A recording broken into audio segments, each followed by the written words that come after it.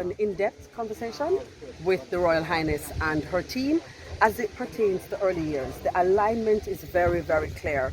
As she speaks to the fact that their focus as well, 0 to 5, and as you know, in Jamaica, we're the only country in the Caribbean that has a law that speaks to the early childhood.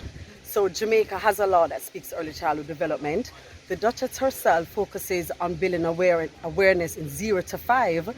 Jamaica, in 2018, we launched Brain Builder Center, which focused on young ones 0 to 3, the first 1,000 days. So it's quite historic for us to again be pioneers in the sector.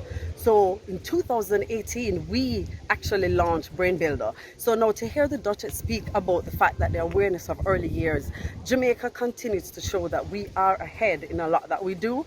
And for me, again, it's just an honor to be here and the alignment. So this visit for me is timely as we celebrate the year of the early childhood development in Jamaica.